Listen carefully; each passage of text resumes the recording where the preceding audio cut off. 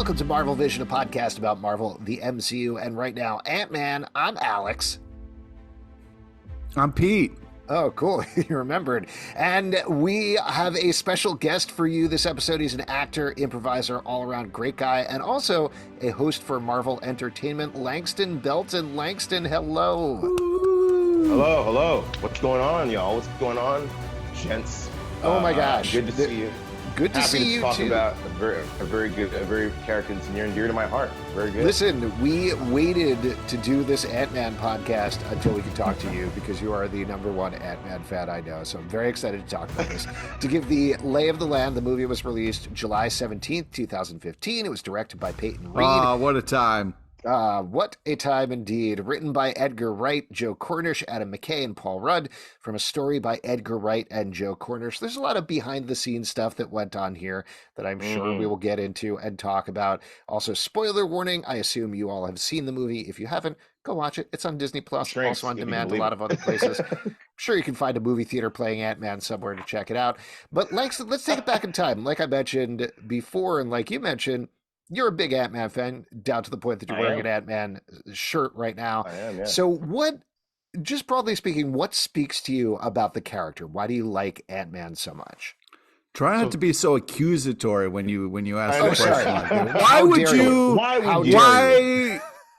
Why in the heck would Ant-Man? How can you like Ant-Man?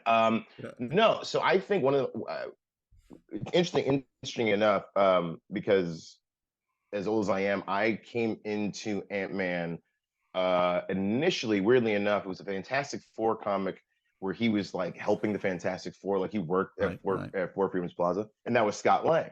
And I thought I saw the outfit and that was cool. And then, there was a comic book store at the mall we used to go to, and they had like a bunch of issues.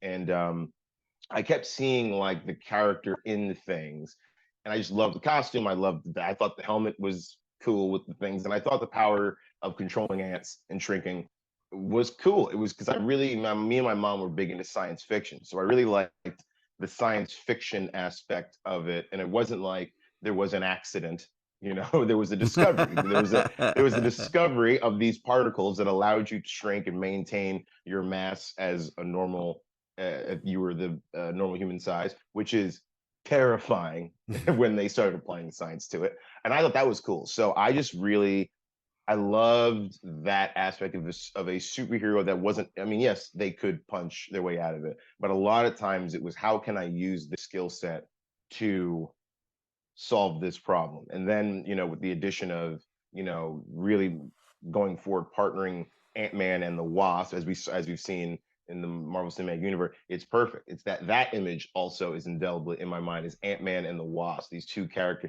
her flying and him riding the ant. I was like, that's fun. that's good comic book nonsense. Okay. So I just thought it was cool. And I also thought I thought he was really cool, again, going back to that Fantastic Four comic, that he was a support character, and that really keyed into like the interconnectivity of the characters, like the Fantastic Four, She-Hulk, Ant-Man. Like they all know each other. And they all hang out. And if there's a problem, hey, Ant-Man shrink, go into that locking mechanism, and he unlocks it, and they come. It's like, oh, thanks, Ant-Man. Like none of us can shrink. I'm glad you were here. Like if Reed made a shrink, it'd be a whole thing. He wouldn't let us grow again because he'd want to conduct experiments. So thankfully, thankfully, you're here to help. So that was cool. So, and I also loved the character of Scott Lang and that legacy aspect of a character, because it makes the character bigger when there's more than one, when it's a lineage, when it's a mantle that's inherited. So I love that about Ant-Man as well. I can go on and on. But talk to us, not to make you go on and on, but talk to us then about your reaction the first time, if you remember seeing the movie, and to add the nerve of you. Is that right, Pete? Well done, Alex. That's you really made up for it in the second question there. Nice job. So every MCU movie that comes out, it's someone's favorite, right? It's someone's favorite character. And at that point, even Iron Man, people were saying, like, it's always said like, well, Iron Man wasn't like, an A-list character. I mean, he was an A-list character, but you knew who Iron Man was. It wasn't like they made an Iron Man movie and you're like, who the hell's Iron Man? It's like, no, you knew that he was an Avenger. It was in the zeitgeist. He'd never been characterized in any specific way. I mean, Robert Downey Jr.'s performance kind of characterized how Iron Man was written going forward, as it was with a couple of the MCU characters. But this was the first MCU movie that was impossible. That was one of my favorites, getting the treatment that I had seen Captain America getting, Thor getting, like the thoughtfulness of going into these characters and who's going to portray them and how they fit into this world. So that was like, oh, if you do this right, this could be a really cool, you know, science fiction movie. But as we know with all the MCU movies, especially at that stage, they were very much, at least on the tin, like, well, the director of this movie is doing it, so it's going to be this kind of movie or this genre of movie. This one being like their heist caper. And yeah, I thought it was I was very excited about all the parts going into it. But again, that healthy fear of like, well, it's one of my favorites, and if they do it wrong, I don't want the character that I like to have the bad MCU movie, right? You don't want everyone to be like, I like Ant-Man. It's like, well, this movie sucked, and so do you. So get out of here. Like, we don't want that.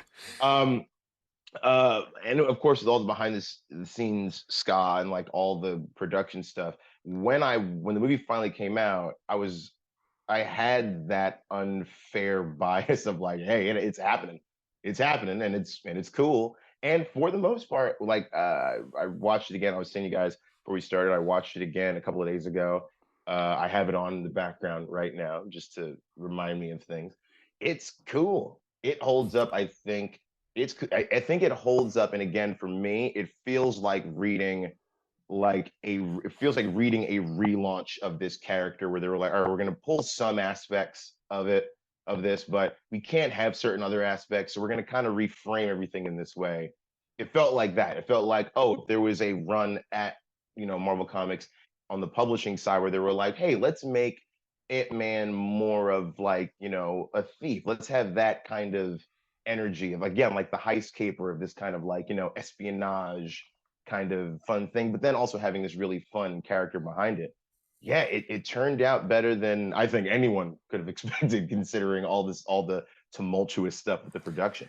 Well, let me Yeah, talk it's about good. that really quickly, just for anybody who's listening Yeah. who isn't Hmm. entirely familiar / hasn't just read the wiki entry or something like that. But if I remember correctly, it was Edgar Wright, who directed Hot Fuzz and Shaun of the Dead and a bunch of other things, had been working Hmm. on Ant-Man since I believe like 2006, basically Yeah. pre-Iron Man. Worked on it for not a full decade, but kept putting out information, is clearly a huge Ant-Man fan, kept putting up stuff on. I remember this very clearly. Like every time we would post something on social media, people were like, oh, it's happening, it's happening. We're getting a great Ant-Man movie that's very exciting. But I don't think they've ever specifically gone on the record about exactly what happened, but it seems like from reading between the lines, something happened where as the MCU codified post Iron Man, Hmm. it didn't quite gel with the Edgar Wright vision. Like what Edgar Wright was trying to do was make an Edgar Wright Ant-Man movie. Hmm. Almost, and I don't say this derisively, in the same way that like Ang Lee made a Hulk movie that was like, yeah, that's an Ang Lee Yeah. movie, the way they make Hulk. Yeah. And the Out loud. feeling was that just didn't fit with what they were doing at the MCU. So one Hmm. specific thing that I think is a really good example of this, there's the whole fight scene in Avengers Compound with Falcon and Ant-Man. That's something that apparently did not exist at all in Edgar Wright's version of the movie. And I Hmm. think it makes sense that he left. It seemed very amicable, relatively speaking, where he was like, nope, I don't want somebody else writing my script. I don't want injecting all of these other elements. And Kevin Feige was like, I respect that. And they left. And it doesn't seem like there's Hmm. any animosity behind the scenes. Very briefly, I think it was like a day or a week or something, Adam McKay was going to come in. And I do remember Hmm. being online when this happened, and people were like, how dare you? How dare you, Adam McKay? And the day later, he's like, just kidding, not doing it. So Peyton Yeah. Reed, who kind of had been in director jail since Bring It On, ended up stepping in and doing the movie, which is great because he's a great director. There's no reason he should have been in director jail. Hmm. And I do think I was struck again watching this. This is to get back into the rewatch part of things. I always enjoy this movie, but you can see a little bit of a push and pull between like the shrinking sequences are very clearly things that they had set or mostly set under Edgar Wright, and they're phenomenal. They look amazing. The way that they're blocked out and shot is fantastic. And Hmm. then the other stuff feels like a Peyton Reed movie, and that's fine. The two elements in my mind don't quite gel necessarily. Hmm. They don't really come into focus and work properly as one smooth movie until the sequel, which we'll talk about in a later podcast. But you kind of have those two things going behind the scenes. So Mm-hmm. that's something that certainly created a hiccup before they got into the movie. But I think generally speaking, people liked it, and that's good.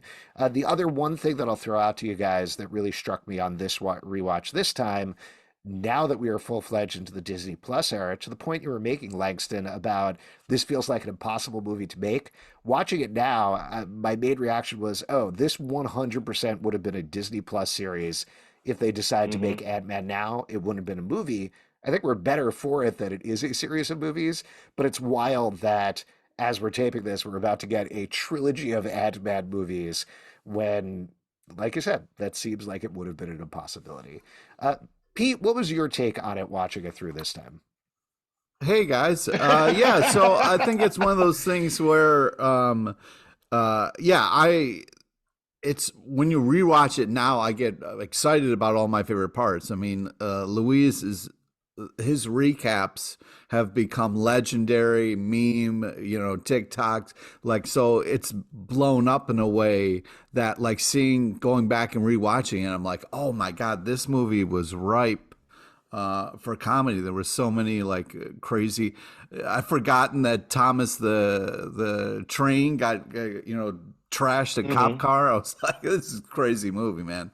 It is all over the place, but in a fun way. And I think at the center of it is Paul Rudd, and I think Mm-hmm. that was a really smart choice to have this guy who is like part parkour, like heist master, Mm-hmm. and then part goofy comedian. So I think he pulls it off really well. There's kind of like this balance of MacGruber kind of happening all the time, where it's like really impressive and also then really ridiculous and hilarious. I mean, the part where he like gets kicked out of his daughter's birthday party, and then it's like a sad moment, but because he's in this amazing van, the horn makes her smile. It's such a undercut fun moment, with great casting and fun choices that really, I don't know whose hands were where, but I think overall this is just a great movie that also just keeps getting better, and then gets me very excited for the fact that there's a third one coming out. Yeah, I remember sitting at the bar with Langston talking about this movie when it first came out. Like, how do you feel? Oh my gosh, like, can you believe all this stuff was Are you in the available to tape movie? a podcast in like a decade or so, something like that? Yeah, yeah. Hey, in 10 years, we're going to really need you. So really remember this feeling, crystallize it. Mm-hmm. How do you feel, Uh, Langston, about Paul Rudd as Scott Lang in particular? yeah. So I was gonna say. Oh, sorry. Now it's gonna add the audio's coming out of this. There we go. That was strange. Dual audio. Sorry.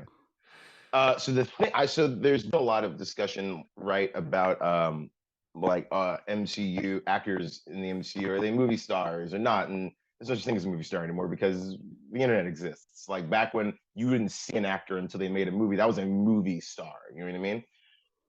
But I think this movie is a great case for, it really is, like, the actor does make this. Like, you don't get Paul Rudd that has that level of connectability with so many different people. You believe him, you care about him, and there was that almost colloquial thing of like, oh, this person's going to be in an MCU movie. Like, Paul Rudd's going to be in an MC. What? That's cool, right? Right. And again, that gets you in the door because you like Paul Rudd. There's no reason to dislike. It's like, I want to see this actor do that. He made me want.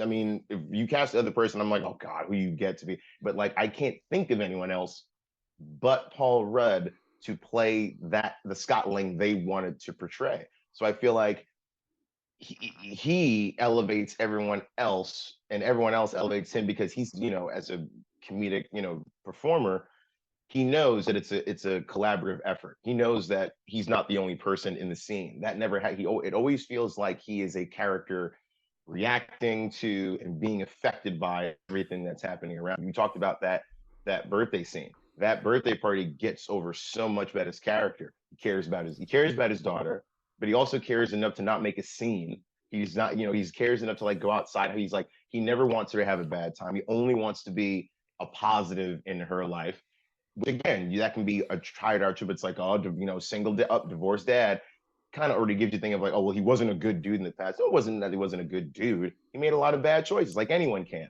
But Paul Rudd, is such a fantastic performer that you do root for this person, not just the character of Scott Lang. You're rooting for Paul Rudd. So if you really don't cast Paul Rudd in that movie, I don't think you get the goodwill that you get with all the tumultuous stuff that happens. You don't get like the amount of goodwill that everyone had going into it, that they were still willing to give it a chance.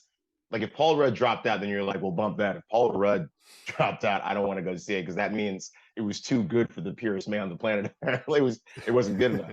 But the fact that he stayed with it and believed in it and worked hard, like didn't phone it in, like did all this, like did it, like became a superhero, but still maintained that affable, approachable quality that he had in every other movie. It's awesome. And like again, it's impossible to believe. Like it doesn't make sense still when they cast Paul Rudd as Ant-Man. It's like old fan casting from like a Wizard comic back in like the 90s or something like that. It really is. And that's something, just to answer, I think Pete asked this earlier, that was Edgar Wright cast Paul Rudd as Scott Lang, so tribute, all credit to him. But also, like you're talking about here, Langston, he did come in, and we noted this at the beginning, but he came in and I believe like holed up in a hotel room with Adam McKay for a couple of days and just worked on some of the dialogue. Peyton Reed seems like a very collaborative director, like all of the best Marvel directors do, so clearly he was involved in that. I will take a little bit of a minority opinion here and say that occasionally in this first one, I feel a little bit of a push and pull between moments that are like very Classic clearly Marvel superhero stuff. Like you get the shirtless scene, you get things where he's like, I'm going to step up and be a hero. And of course, you got to do that. And then you have things that are very Paul Ruddy, where he's doing it aside and sort of like giving finger guns and sliding out of a room or things like that. And I do think, again, not to keep plussing up Ant-Man and the Wasp, but once you get to that movie, or even Civil War, they really smooth over and figure out how to get all of those elements gelling. Well, the teaser we get for Civil War at the end of this movie is amazing. And then I can't wait to see it. I'm very excited to check it out. Yeah, I can't wait either. But just like the fact that this was really cool buildup for what we got in Civil War, and a fantastic Ant-Man entrance in Civil War. Yes, exactly. And I'm just saying that I think like my suspicion is because there was so much behind the scenes, and by the time Edgar Wright left, Peyton Reed came on. They had like a matter of months to turn it around and start doing the movie. They had already done tons of pre-production for it. The movie kind of is what it is, and luckily what it is a very fun movie. But there were probably elements that they still needed to figure out, and I do think they figured them out eventually, like they do with a lot of these MCU series. You know, I think they did the same thing. Doctor Strange is a similar way, where Benedict Cumberbatch is like sort of, you can feel him sometimes wrapping his head around what he is doing in the first Doctor Strange movie. Unlike Robert Downey Jr., who comes out of the first frame is like, yep, I'm Tony Stark, I'm Iron Man, let's go. And that's okay. You know, it's all right to do that with this sort of franchise. I think it works. What about the other actors? Like you were talking about, this has a great supporting cast here. You got Bobby Cannavale, you got Judy Greer, you got Michael Pena, we've mentioned, you got T.I. Douglas. Corey Stoll, Yeah, you got David Dalmatian. Dave. Yeah, great stuff. Shout out some of your favorite supporting characters or moments that you like in particular. Langston, do you have a fave? I mean, Evangeline Lilly was like the cool. Like I thought that was like the coolest choice for the Watt, and like that frustration of being like, I'm way more capable than this crumb bum that you have gotten. What are you doing? Like that energy was so cool and I love the Wasp. I love that character. I love that the evolution of that character and how that role has been inherited by so many different people in the Marvel universe. And it's just like that driving energy of like, that was a kind of a thing that like in the back of my head, I go like, oh yeah, that's the rubber band is stretching slowly, that we're going to, that this character's story is being told in a way that didn't take away from anything else. It informed, of course, Michael Douglas playing Hank Pym. Again, tough thing to do. The moment you put Hank Pym in your movie and anyone Googles Hank Pym, it's like okay, this is we did have this choice. There was a lot of there was a heinous domestic act of violence that we put in the comments. Like I'm sure we're not going to do, and the smart choice to not make Hank Pym Ant-Man, to not Mhm. make Right. that character, that make that and have that kind of be in the forefront, because again, it's like it's a creative choice. It was a creative choice to have him, Hank Pym do what he did. But it was just one of those things like, yeah, that would detract from the movie. But again, and then Scott's whole cast, supporting cast, hey, seeing T.I. in a movie, and anytime for me personally, I see a rapper or a black person in a movie, I'm like, what are they gonna make you do? What are they gonna make you do? What are they gonna make you do? And he's just so cool and charming. And he reminded me of like one of my buddies from like high school. Like, again, the support system, right? It's positive. There's no like, yeah, they take jabs at each other, but there's something too. And again, from you can test from doing improv. It always helps when everyone's in the same page and Yeah. everyone's supportive, and it's us against the world. Yeah, we all have our quirks that might bounce off each other, but at the end of the day, we're all in the same room because we like each other. Like, Right. if I And didn't a like you, I would perfect leave. Yeah. perfect example of exactly what you're saying is there's that scene where he's seeing the safe for the first time and Hmm. makes a Titanic reference, and all the supporting cast all say a line that acknowledges, yes, I've also seen the Titanic. And Hmm. it's a fun kind of like, you can tell these people are friendly and then also Hmm. have history with each other with that, like the way that they go about the scene. And it's a very supportive thing. It's not the usual, like, you've seen Titanic or whatever. It Hmm. was just kind of like, it wasn't the stupid door joke or like whatever. It was, there was all this kind of like supportive acknowledgement Hmm. of what happens in Titanic. Yeah. So it Right. was, Well, there's a yeah, very from an improv perspective, it felt very collaborative and very Hmm. supportive, the team around, which was cool because when you have this kind of cast, you're kind of wondering like what it's going to be. Yeah, I just wanted to add on to what you guys are saying that there's a really charming earnestness to this series as a whole. And it gets Yeah. to. I've watched all these movies with my kids, just to mention right now as we're taping, they're 8 and 12, but I've watched them when my son was younger, when he was starting to get very interested in the movies and his friends were talking about them. And I had a certain hesitance because occasionally, there's some violence and there's cursing and things like that. Hmm. But the Ant-Man movies, hands down, are the most family-friendly series out of the bunch. And I Hmm. don't think you can undervalue that when you're talking about superhero movies, because kids do want to see these Hmm. movies, and then they'll go into a Captain America movie and they're dealing like, should I kill these people? Should I shoot them with guns? And Internet, international law, exactly, international and they law. get into these Yeah, very yeah, complicated things. yeah. Versus this Got to is do it like National courts and citizency. there's paperwork. There's a lot even of yeah, well, even in this, there's a strip club scene, but like it's not a strip club scene. It's just like we're having a nice Hmm. time here in this strip club, yay! And that's pretty much Hmm. it. And Adults, adults, you know where they are, and kids, look at this really fun night. Look at this fun Discovery Zone yeah, they're in. yay! Ain't this Look, what are cool? those metal poles? They're nice. Oh, is Don't that touch a them. Don't touch them. playground? Nah, not Yeah, for you. We'll see. yeah, so it's fun for kids as well, and again, I don't think that could necessarily be undervalued. One quick thing that I wanted to Hmm. mention, which isn't exactly on this movie, but the Michael Pena recaps reminded me. So Mm. there's this thing you gotta search out online. It usually gets deleted. Every once in a while it pops up.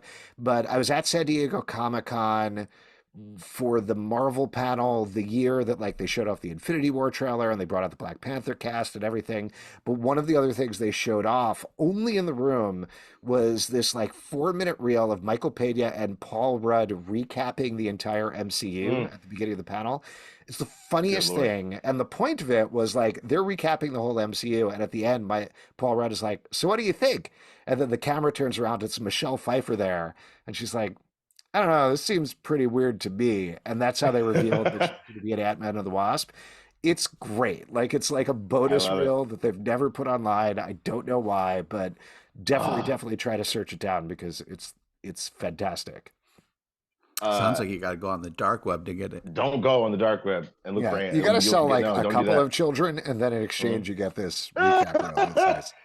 Oh no. But Alex, to kind of counterpoint a little bit of what you said a little bit ago that I've been thinking about is I think they did a good job of owning the fact that like we had two different creators. We're Hmm. kind of coming in a little bit with two ideas at once because it starts kind of abruptly with the 1989 and like, you know, different kind of music, you know, we get this kind of like old school, you know, secret room meeting kind of corporate stodgy looking thing. And then you get like some bachata music, you get an amazing Marvel flip, and then Paul Rudd gets punched in the face. You know, so it's like we have these two different tones fighting each other.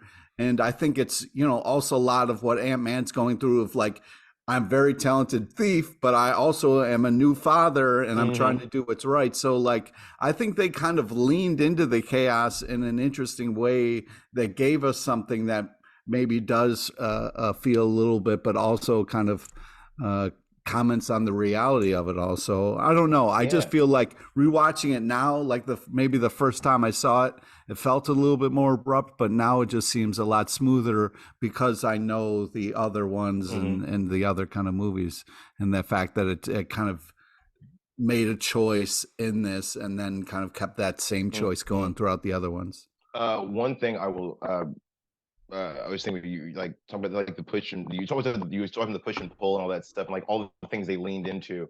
Like I feel like they also were like, well, if we don't have all the pieces of this movie, we can use this movie to kind of put some pieces in place and kind of some things like as far as I remember, this was the beginning of the de-aging of people to make them like younger. Like one of these it definitely things, is. Yeah, it's definitely the like very this is beginning. like yeah, I know. And it's one of those things that I remember the opening seeing and being like, that's alarming. But and again, it was cool. But again, it was one of those things that you didn't even think about. And again, like you talk about that the opening, that the idea that it opens with 1989. It's like, okay, sure. And then you get like that image of like, you know, the Triskelion being built. And like, so it was like, and I love all types of prequel world building where this kind of, not all types, that's a wrong statement to say, A not little all bit types, too much. when it's done well, and this is one of my favorite, again, upon rewatch, one of my favorite little bits of things that they started to do of like, this whole superhero thing didn't start with Iron Man. Like, you know, they were heroes back during like, you know, the Cold War. Like, like when there would be that, like if Captain America existed, what are the odds they stopped until Iron Man shows up? So I loved that bit of like, and again, showing it gets over every character. And I feel like in this movie, a lot of the scenes get over a lot of character motivations and dynamics and like world states. Like you get the idea that Shield is not going to play ball, right? You get this idea of who Hank was and what his characterization is. You get, you know, a little bit of Howard Stark, and you say, oh, here's the role that everyone played. It's this moment that, and again, once you see Tom Slack, like it connects this to everything in a wild way. When you see like just that one scene of like, oh, Ant-Man is almost like in the comics, like when people forget that, like, you know, Ant-Man is one of the founding Avengers. It's like, oh no, this character actually has roots going way back into the MCU more than Iron Man, more than some of these other characters. Ant-Man is like an important point of history. It's like Ant-Man's on the list of like heroes like that the government used to carry out like covert missions. Like Captain America, Bucky, and Ant-Man are all on the same list of like that video of like that Corey Stoll shows of like them like the Hydra base being attacked and all these guys are getting attacked by nothing, and then it zooms in. It's like, oh, okay, yeah, every other hero, B minus. And for me, I was like, oh yeah, that's right. Ant-Man's actually incredibly important to this universe, which is great. I love that. I mean, So yeah, just to throw a couple of quick things on that. So apparently that scene that Corey Stoll shows off, they actually shot that scene, and that was supposed to be the opening of the movie, sort of like as a James Bond spy cold open type thing. But then they felt like tonally it was too apart, it was too different. It felt like the Edgar Wright version, which would have been kind of its own thing. So instead they started with 1989.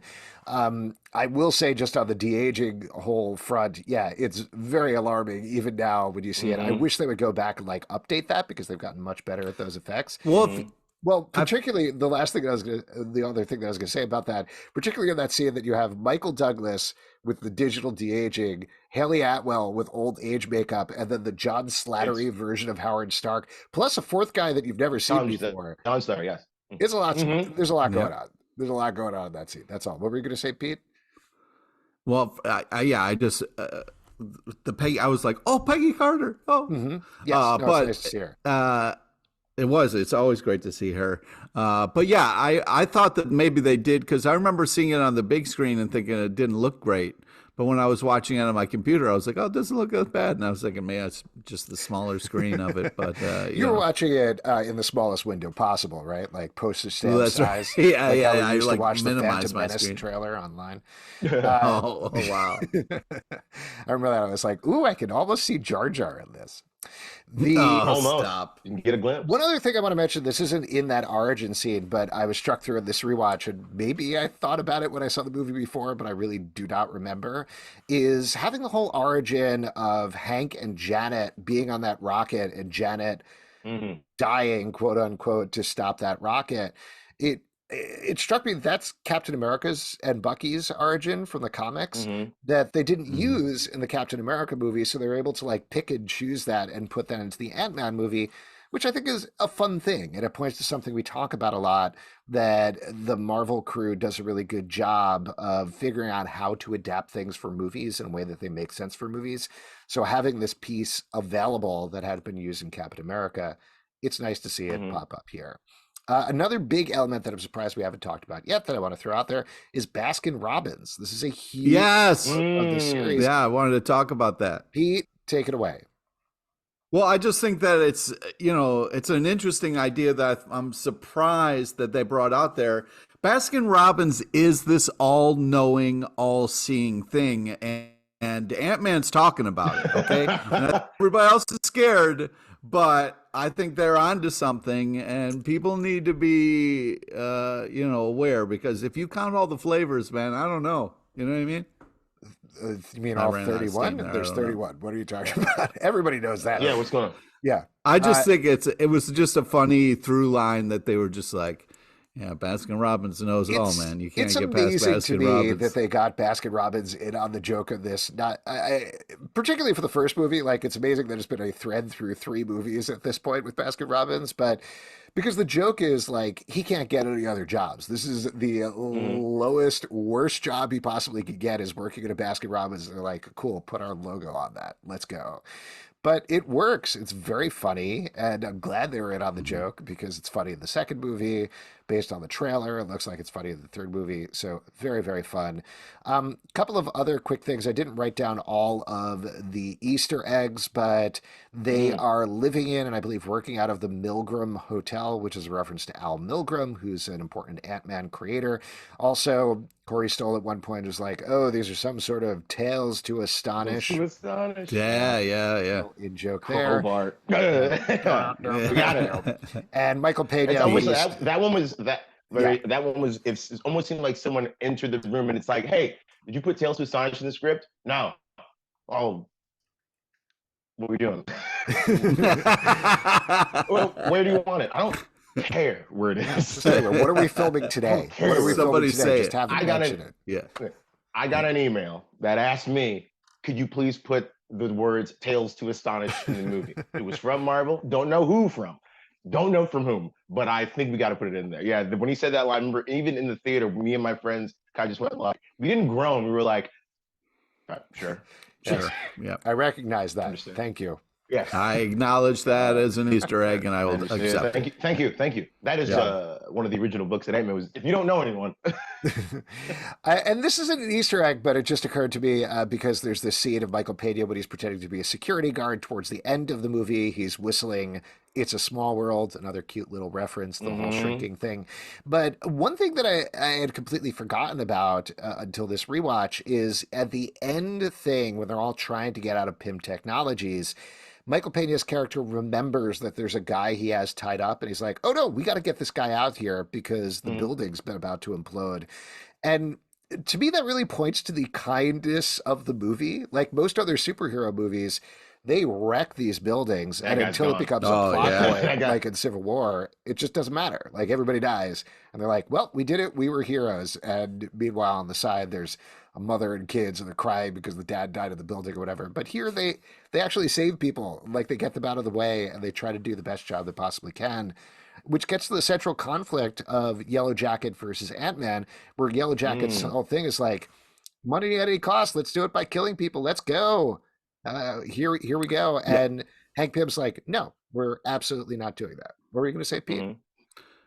Yeah, the fact that like that whole goat scene is just such a, I am evil corporate man and I do not care. Yeah, bring in the most adorable, goat you have. I'll sit here all day killing those things. It was just like Kids get it. absolutely Again, like you awful. said, family friendly. A kid will get the very simple thing of, hey, why is that man doing that to the goat? Because he's bad. He's a bad guy. That's the bad guy. Mhm. And he's going to do it again. He's going to do it again. He's going to keep doing it. And he has been doing it, kid. Yeah. Also, I want to just talk about the creativity of like having the climactic fight scene be this insane train scene that is also, when you just pull out a little bit, ridiculously hilarious. When they kept showing the kids' point of view of like little trains and lasers shooting, just hysterical. But then when you zoom in, it's just as intense as any action sequence on a train. Just such a funny bit that they hit, and I think in just the perfect amount of times of like, throwing a train car and then just cutting to the toy sitting on the, just like, oh my God. I did not get tired of that. And I thought they did that really well. And it was such a fun kind of making fun of itself, making fun of, what's happening in such a Paul Rudd kind of way, I thought. I was gonna say, you mentioned Yellow Jacket. Another thing that started in this, like the evil doppelganger. Like, here's the evil version of the character. It's like it's easy to do. It's like, what if the hero was the opposite of that hero? Yeah, okay. I really wish this is all, but I really wish they would not. Again, everyone says because you can't have these people keep coming back, like in comic books.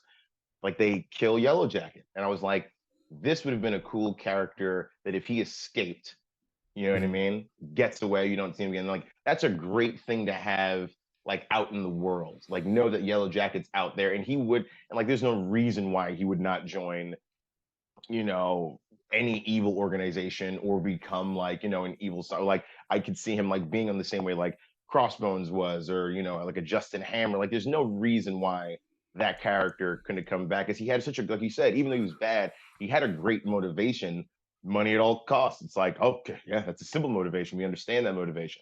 And that was one of those. This is also, again, for me, the beginning of that moment of like, so you don't have to, yes, this person has to pay, they have to have their comeuppance, but you don't have to lose them. You know what I mean? Because if you're going to have this universe, this universe where anyone can be anywhere, it would be great to see Yellow Jacket be the first act problem of some other superhero. Like some other superhero was like, who are you dealing with? You Yellow Jacket, like Ant-Man. No, like the opposite of, well, he's the opposite of Ant-Man. He's like the, Should he grows? No, they both shrink. But you know how he shrinks? It doesn't. He doesn't kill people. He shrinks this in lasers. One shrinks. Yeah, shrink. You know, like a Yellow Jacket. Would you want a Yellow Jacket in your jacket? Would you want a Yellow Jacket in your home? No. Ants in your home. One ant. One Yellow Jacket. Think about which one you want in your home. You want an ant in your home, or you want Yellow Jacket? I totally agree with you. This is also one of my sticking points with the MCU in terms of killing the villains. And again, not to keep comparing the two movies, but something that the sequel does really right in terms of taking the villain and trying to find sympathy for them and have them going forward. So you have the character available. I will mention as a little asterisk here, there is a rumor that Corey Stoll is going to be back in Ant-Man 3. And if you look at the way he shrinks, his legs and arms kind of shrink into himself first. Yeah. The idea is that they're going to find him in the quantum realm and he's going to be MODOK. That essentially you're going to get like tidy arms, tidy legs, MODOK, big head. That's what happened to him after he went to the quantum realm. We'll see if that ends up being true. Possible. I think it would be great if they figure out a way to bring him back that way. But to your point, I think that would be great. One thing I wanted to throw out to you guys, though, which you kind of just got to here, Langston, ants are gross, right? Like that's something that's maybe a little bit of a sticking point with the movie. And even watching this time, I'm like, that's too many ants. I don't know if I want to see that many ants. I'm enjoying this movie. It is still a little gross. He's okay with when he breaks out of prison and he sees like ants coming up to him and he's like, oh God, oh no. It's not the reaction you have. It's not the reaction. You'd be screaming bloody. Ants are horrifying. Yeah. We watch BBC Earth. Ants are horrifying. ants are terrifying. And if one the size of a Volkswagen walked up to you, you might throw up. Like you might throw up out of just sheer like your brain would not be able to comprehend something that big. And he's like, "Oh, just step on the central node and mount the thorax." And he gets on. It would take me hours to be okay with getting on the back of an ant. I don't care how much it hasn't eaten me yet. To get on I'm like, you got to give me like 20 minutes. This is something I've never seen before. And he's like, oh, because the movie has to happen. He's like, okay, let's get out of here. And I'm like, no, let's not. I'll walk.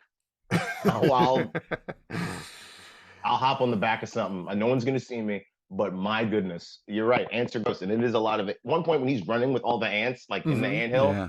no. Horrible. One of my They're absolute not. favorite jokes of the movie is when he started to figure out how to use the mind control on the ants, and they're getting him coffee, and he's like, "Yeah, I'll have some sugar," and then two ants start bringing him sugar cubes, and he's like, "No, thank you." No. And then they slowly turn around and So he's funny. got to go back. So good. Yeah. But on the other hand, for whatever reason, large ant, when it's hanging out, I don't think that's Anthony at the end there, but when they have the large ants, first they have the ant run out of the house and somebody has the very funny line like, "Oh, that's a very ugly dog." Very funny line. But then the ant hanging out under the table and Cassie feeding it, Mm-mm. it's gross, but at The least fact it's that funny nobody would gross. notice a giant. Yeah. Well, I think that gets to the And level of like it's so large and it's probably CGI, but like animatronic-y looking that it's fakey enough for me that I'm able to get past it. But there's something about the little ants and them moving so quickly. It's too much. Can't deal with it. yeah, people are Wow, weird. okay. No, No. no. Lex is just like, nope. Just hard I can't no think on of all that. I can't think of any insect that if you made no insect, if you made it like as big as a dog, am I gonna go, oh no, it's still a monster. It's still a Yeah. giant bug monster.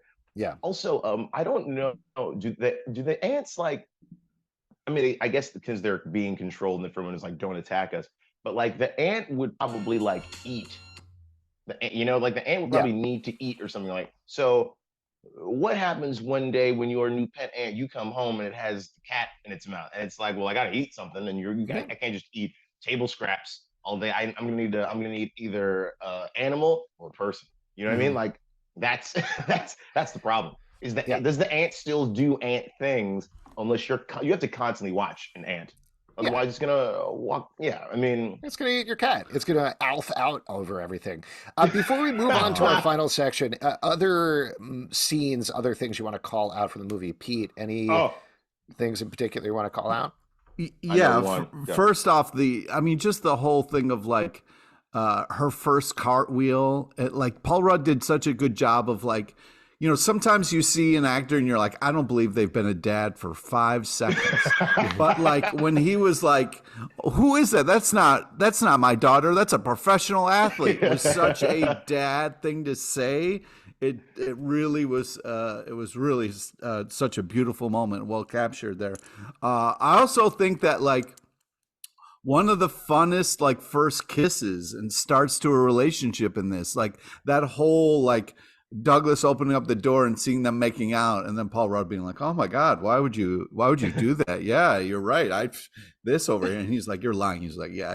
Of course I am. Yeah. It's just such a fun moment, and also the start of something that the two of them together are great.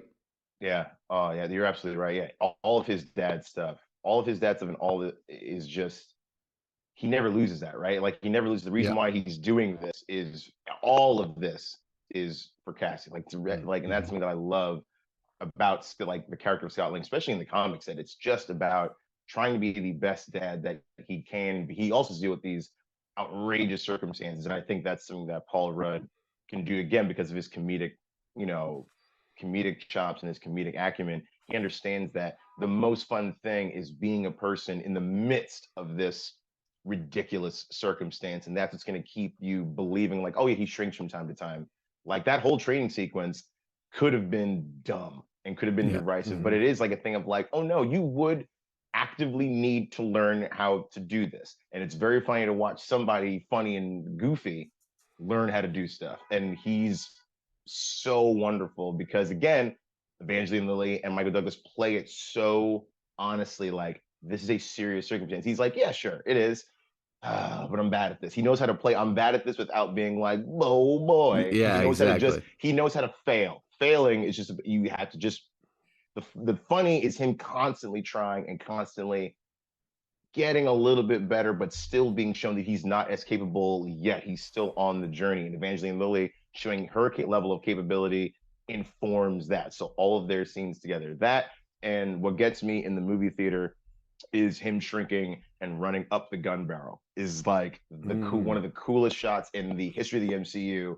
Like getting over, there's something about the body language of like the shrinking and then landing on the gun and seeing the actual effort to run. Like when it shrinks, now the gun is like, it's this long in real life, but when you shrink down, now it's a 200-meter sprint to get to the end of that gun. And I love just the body language of seeing him making the effort to run across this thing to get to, like, that shot was just one of the, like, in the MCU, everyone has like their superhero, that moment, that thing of like, oh, that is the essentially like the gameplay loop that you would want to see the superhero do: shrink, jump on stuff. Like, of course, like you talk about the sequel with the Wasp and all the knives in the kitchen and seeing her navigate this, like having knives thrown at her and like just that kind of stuff. Like, yeah, that scene in particular, and the fight between them at the end with the train. I mean, that whole sequence going from them fighting in like the suitcase, then going into, is like just the way they showed how dangerous it would be to have a fight in a world where all these small things around us all of a sudden took on way different meaning and different, like, again, it helped with the blocking of the action scenes to kind of challenge the audience to be like, well, what if a toy train set was the size of an actual train? It would still be a train, wouldn't it? It's like, oh yeah, you're right. It would still be a train if the toy train was. Yeah, it's, yeah, all that stuff stands out to me. Why don't we move on to our next section, which is our vision board, where we talk about what's coming up in the MCU. We've touched on it a little bit already, but as we're taping this, Quantumania is coming out in a few months. Woo-hoo! What are you guys looking forward to from that movie based, I guess, on this first Ant-Man? Langston, let's go to you first. What are you excited about in Quantumania? So I think what you talked about in the first Ant-Man, where they didn't really know where this character fit, where he was in the kind of mosaic in the grand MCU tapestry.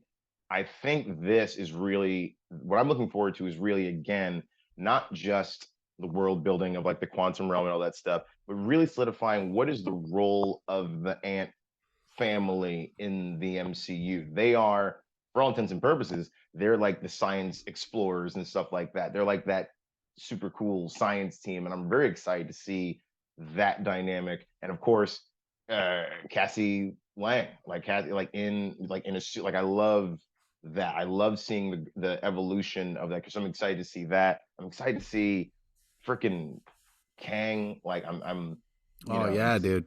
I mean, it's an interesting thing they're doing, the opposite of Thanos, where they could have had Thanos show up in a bunch of different stuff like Kang, but the nature of Kang is that he could be in a bunch of different places. And I think I'm excited to get that new aspect of Kang, as opposed to the one that we saw in Loki, who was this kind of like sympathetic, like kind of like you kind of felt bad for this person who lost their mind at the end of the universe. But now seeing the opposite of that, getting to see like, oh, here's what he was warning you about. That's, I mean, it's just, yeah. And the idea that they're just, I mean, they're really challenging us with these titles. Be like, what won't they go see? Quantumania. Yeah, it's like that's ridiculous. It's not. What does that even mean? Who knows? We got them to go see. We got them to go see a movie called Doctor Strange in the. I'm sorry, Marvel Studios, Doctor Strange in the Multiverse of Madness, which I loved saying. I asked for the whole thing when I bought the tickets. 2 tickets for Marvel Studios Doctor Strange in the Multiverse of Madness IMAX 3D, please. They're like, you don't have to say all that. We get it. It's fine. Type it in, just like it's literally the only thing we're showing. It's on every screen. By the time By the time you got to Strange, you know what movie it is. I will say, and then to Marvel, turn it okay. over to Yeah. Pete for his vision board Yes, stuff, go. the two things I kind of do/don't want to see in the movie. Quantumania kind of gets to it, where I felt like Multiverse of Madness wasn't quite mad enough for me. I think Ant-Man has Mhm. the possibility of actually doing Quantumania, like whatever that means. I want to see it go wildly over the top just in terms of the visuals and everything they push, because they've been teasing the quantum realm since this first Ant-Man movie. Mhm. So going into it full-fledged, what's going to happen? The other thing I really don't want to lose, and I know they have to do this in trailers, but the first 30 seconds to 45 seconds of that trailer is so funny and so much fun, and then it gets into this very serious Kang is the big baddie, and we're going to weird places, and look how beautiful and strange everything looks. I don't want to lose the sense of fun of Luis doing Mhm. a ridiculous recap of something that we get in the first movie and then is extended in the second movie. I don't need Ant-Man Endgame. I want to see another Ant-Man Mm. adventure. So I'm really, fingers crossed, I think we're going to get it because it's the same team on it. So that's what I'm most excited to see, particularly after this rewatch. I want to see that extended. Pete, what about you? What are you excited about in the future of the Ant-Man side of the universe? Well, I mean, in this one we got Luis doing 2 recaps, and before we got a couple. I want like at least 8 recaps of just monologues of Luis just recapping, just different moments in his life or anything he wants to. Mhm. Just so much fun. I will never get sick and tired of that ever. But I'm also excited about moving their relationship forward, Ant-Man and the Wasp, and also, his daughter and that whole thing. So I'm sure he's going to get lost in the quantum realm for a while, but, I do need him back on Earth. He's got responsibilities. Mhm. But yeah, I mean, I am really looking forward to what they're going to do. I mean, they've got an amazing actor in this role of this villain, and we only got like a teasing of him yet. So I'm excited for more for sure. Kang as such. And it's interesting because there's been different versions of Kang. So Mhm. I'm excited to see what they're going to do with this. And kind of a little bit more of his story for sure. So yeah, it's gonna be fun, and I think well heightened since this isn't the third one. So it's a well-oiled machine. They know what bits Mhm. to hit. They know what people are there for, and Baskin Robbins is our overlord, whether or not we want to acknowledge it or not. Yeah, if only we knew how many flavors they had. I guess we'll never know. Yeah, I mean, Langston, if you count them, I don't think it all adds up, As bro. I many don't really flavors as think. there are ants, man. As many flavors as there are ants in the world. yeah, have you tried their ad flavor? Not good. No good. Mhm. Not good. Langston, before we let you go, where should people check you out? What should they uh, be checking out from you? yes, I am at Langston Belton on Instagram. Go to langstonbelton.com. It's my website that's in the works right now, and that has information about shows that I'm doing in the city in New York, where I'm located. Yeah, at Langston Belton on Instagram because Twitter is who no one needs to enter that realm at all ever. It's ridiculous. No one. Yeah, out there, and I'm also performing regularly at the People's Improv Theater in New York City, where I know the wonderful Paige from, and yeah, at on a Marvel's YouTube channel and marvel.com. I'm doing videos and explainer videos and some voiceovers for some of the characters you may or may not know. So yeah, marvel.com and Marvel's YouTube channel. Awesome. All right. Langston, thank you so much for coming on. Such a pleasure to see you again. And for all of you out there, if you'd like to support this podcast and all the podcasts we do, patreon.com/comic book club. Also, we do a live show every Tuesday night at 7 p.m. to Crowdcast and YouTube coming out. We would love to chat with you about the MCU, Apple, Spotify, Stitcher, or the app of your choice to subscribe, listen, and follow the show at Marvel Vision Pod on Twitter, Instagram, and Facebook, comicbookclublive.com for this podcast and many more. Until next time, stay marvelous.